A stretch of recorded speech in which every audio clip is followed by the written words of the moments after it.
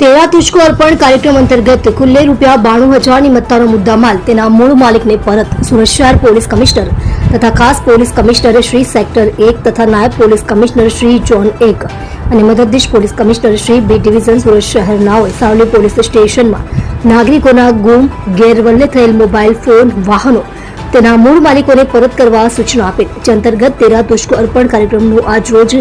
Savli police station ખાતે આયોજન કરવામાં આવ્યું હતું। જે કાર્યક્રમમાં સાવલી પોલીસ સ્ટેશન દ્વારા લોકોના